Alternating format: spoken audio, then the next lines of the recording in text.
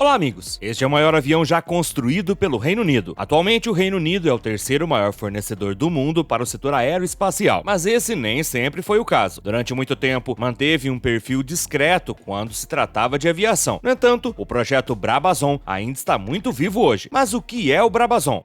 Poucas pessoas devem ter ouvido falar desta aeronave em comum. Mas não entre em pânico, estou aqui para te contar um pouco mais sobre ele.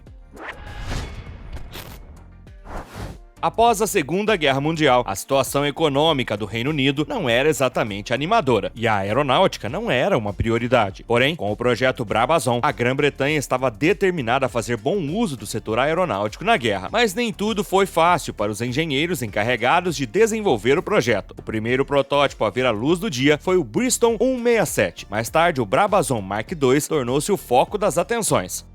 No entanto, acabou sendo um fracasso comercial por ser muito caro.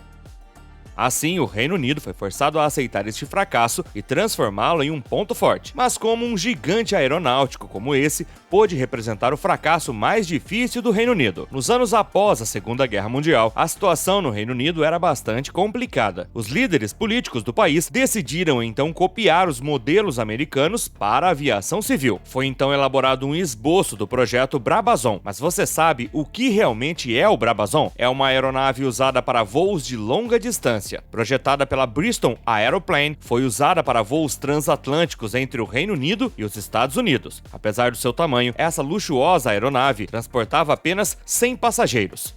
Para tornar a viagem mais agradável possível, cada passageiro tinha um grande assento individual.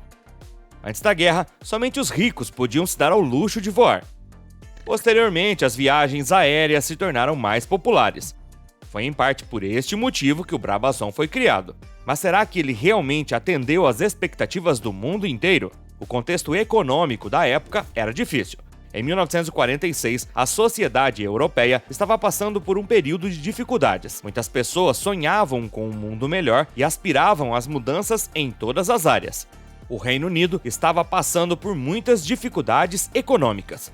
A Segunda Guerra Mundial, considerada a mais terrível de todas as guerras, havia causado estragos e as pessoas estavam tendo dificuldades para se reconstruir. Mesmo que a indústria aeronáutica sempre estivesse a serviço da guerra, o Reino Unido ficou muito para trás na produção de armas. Por esta razão, foi criada uma comissão em 1943 que tratava do inventário das necessidades civis. O Lord Brabazon de Tara foi nomeado líder desta comissão, apelidada de Comissão Brabazon. Após inúmeras sessões, um relatório foi estabelecido, sugerindo a fabricação de 4 tipos de dispositivos: um transatlântico de longo curso, um avião cargueiro, um médio curso destinado a escalas entre cidades do Império Britânico e um avião a jato com velocidade de cruzeiro de 800 km por hora. O primeiro e o quarto foram amplamente preferidos.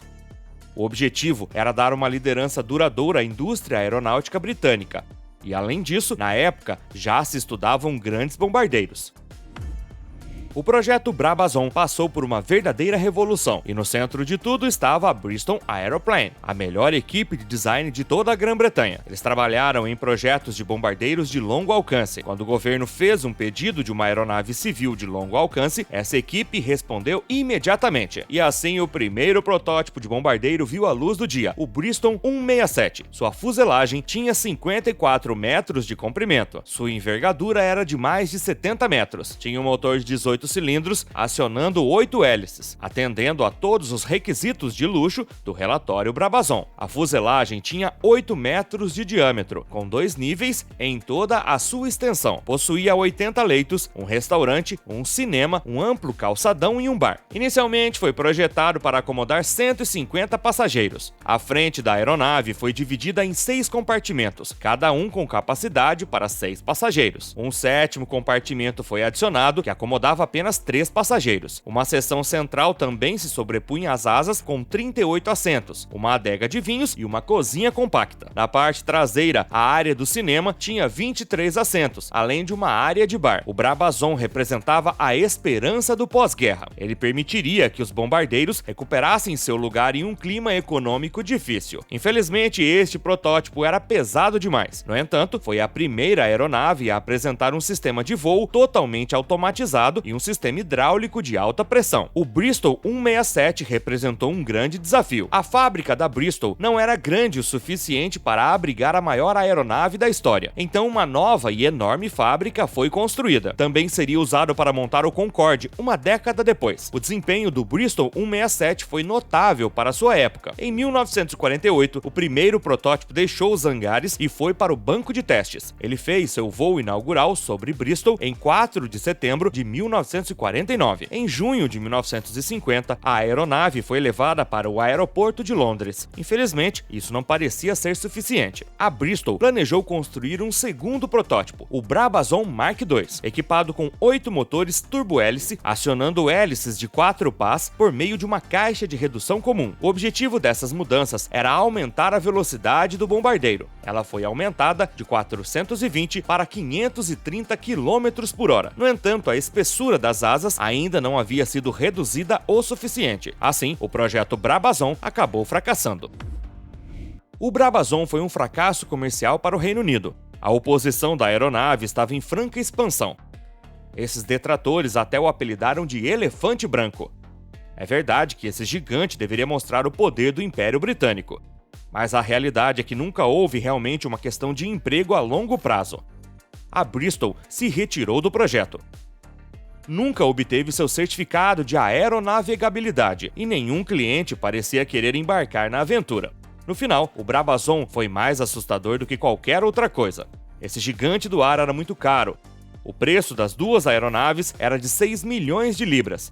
A construção de uma nova pista e um hangar custou 5 milhões de libras. Em 1952, apesar das somas astronômicas gastas, ainda não havia clientes no horizonte. Mas como um projeto como esse poderia fracassar? Após a guerra, o contexto econômico era diferente e as pessoas estavam muito mais pobres. O transporte em massa estava começando a se tornar a ordem do dia, e o Brabazon não conseguiu avançar nessa direção. No entanto, ele deixou uma marca duradoura no setor aeronáutico, e até mesmo um belo legado para trás. Para o Reino Unido, este fracasso foi difícil de aceitar.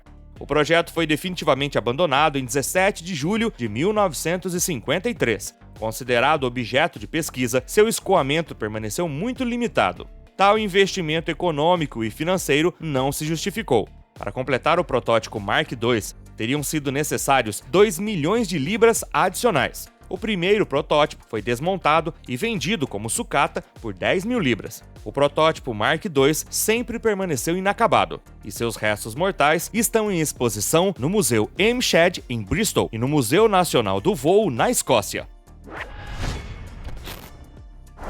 O projeto Brabazon não foi uma tarefa fácil. Ele era considerado um verdadeiro rolo compressor. É certo que o contexto econômico não estava em boa forma após a Segunda Guerra Mundial. Contudo, a indústria aeronáutica continuou a serviço do combate. O projeto Brabazon sofreu numerosos desenvolvimentos. O primeiro protótipo foi o Brabazon 167. Após inúmeros testes, foi criado um segundo protótipo, o Mark II. No entanto, o projeto Brabazon foi um verdadeiro fracasso comercial. Mas o Reino Unido sempre teve realmente o seu lugar no espaço aeronáutico global?